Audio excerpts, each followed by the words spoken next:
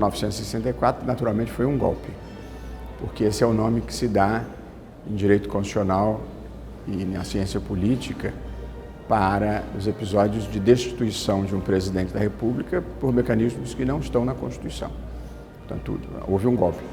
É claro que alguém pode discutir se houve maior ou menor apoio da sociedade, e houve, de fato, apoio de parte das classes empresariais, parte da classe média, a maior parte da imprensa, dos Estados Unidos. Mas houve um golpe porque houve uma ruptura com a legalidade.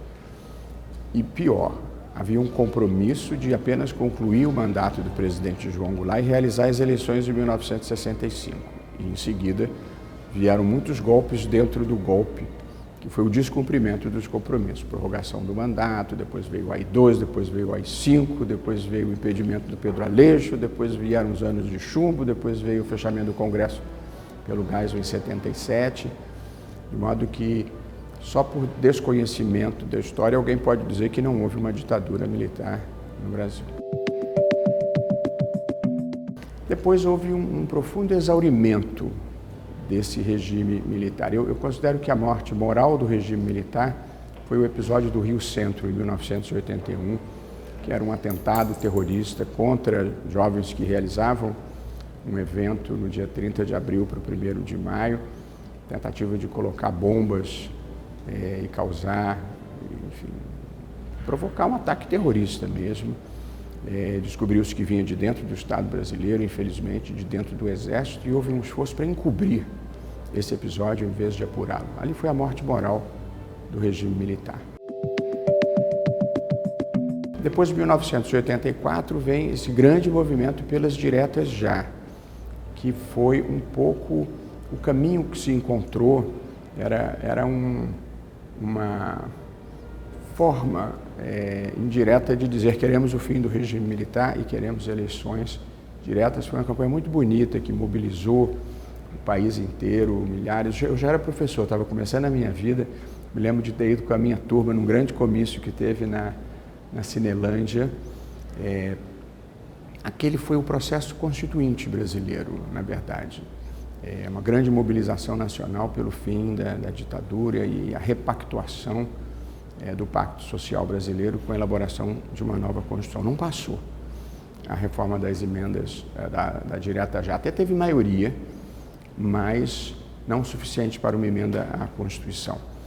Mas ali o regime já tinha se exaurido, vieram as eleições indiretas, o regime lançou Paulo Maluf, a oposição lançou Tancredo Neves e José Sarney, e ali, com a posse deles em 1985, Tancredo tragicamente não pôde tomar posse, começa então a transição democrática brasileira, que eu diria que se consolida com a Constituição de 1988, que proporcionou ao país 35 anos de estabilidade institucional.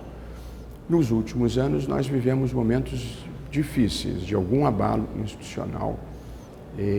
Nós já havíamos superado os ciclos do atraso e vivemos alguns momentos muito difíceis, como se revelou de que houve uma articulação para um golpe de Estado, tivemos tanques de guerra na Praça dos Três Poderes, ameaça de aviões sobrevoando o Supremo, tentativa de voltar para o voto impresso, que era o caminho da fraude no Brasil, desmonte dos órgãos de proteção ambiental, de proteção dos indígenas. Nós vivemos um período em que é possível diagnosticar uma relativa erosão democrática e que esse processo culminou com o 8 de janeiro.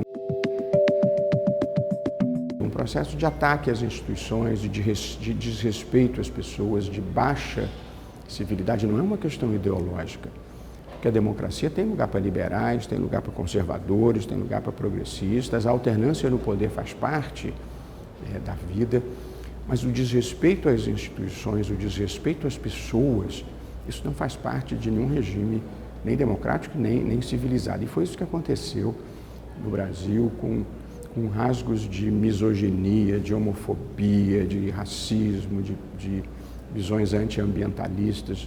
Nós vivemos momentos muito difíceis no Brasil e eles desaguaram no 8 de janeiro, com aqueles acampamentos na frente dos quartéis pedindo o golpe de Estado, como se isso fosse uma coisa normal. Foi um período em que se naturalizaram as coisas erradas.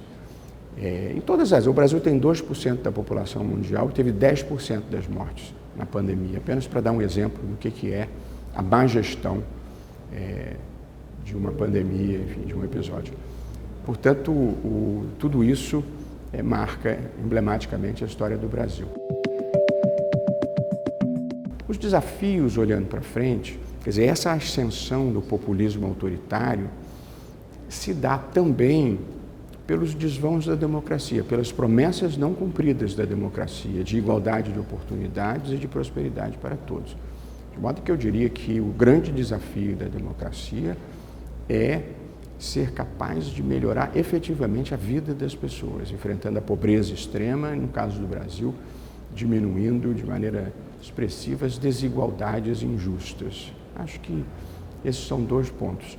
E, na minha visão de Brasil, nós precisamos de uma opção prioritária absoluta pela educação básica, porque essa é a grande ação afirmativa num país em desenvolvimento. A revolução tecnológica, a revolução digital, ela mudou o modo como a gente vive, como a gente faz uma pesquisa, como a gente reserva uma passagem de avião, como a gente lê notícias, uma transformação muito profunda. E a revolução tecnológica, ela exige o enfrentamento de 2 situações que às vezes se superpõem, mas são um pouco diferentes. Uma é o papel das plataformas digitais e outra é a inteligência artificial. As plataformas digitais, elas revolucionaram a comunicação social e a comunicação interpessoal no mundo e democratizaram o acesso ao conhecimento, democratizaram o acesso à informação, democratizaram o acesso ao espaço público. Essa é a faceta positiva. Acontece, no entanto, que até o advento das plataformas digitais, o acesso ao espaço público passava pela imprensa tradicional, pelos meios de comunicação tradicional, televisão, rádio e imprensa propriamente dito. E havia um controle mínimo editorial do que chegava ao espaço público. De modo que a grande característica da revolução digital e do advento dessas plataformas tecnológicas é a facilidade com que se chega ao espaço público sem nenhum tipo de filtro.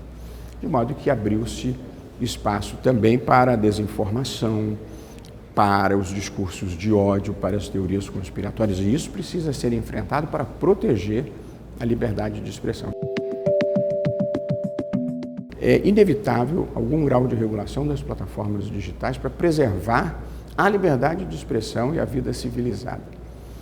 A inteligência artificial é mais complicado, porque a inteligência artificial é a transferência, são programas de computador, softwares que transferem para computadores capacidades humanas, de capacidades cognitivas, capacidades de tomadas de decisão.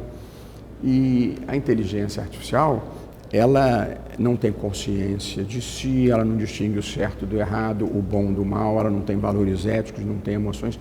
Ela expressa aquilo que ela é alimentada por pessoas humanas. Portanto, ela depende inteiramente dos dados, estatísticas e instruções que as pessoas humanas dão. Portanto, ela pode ser utilizada para bem e pode ser utilizada para mal. Existem muitas potencialidades positivas na inteligência artificial, mas há riscos também relevantes, uso bélico, massificação da desinformação, violação de privacidade.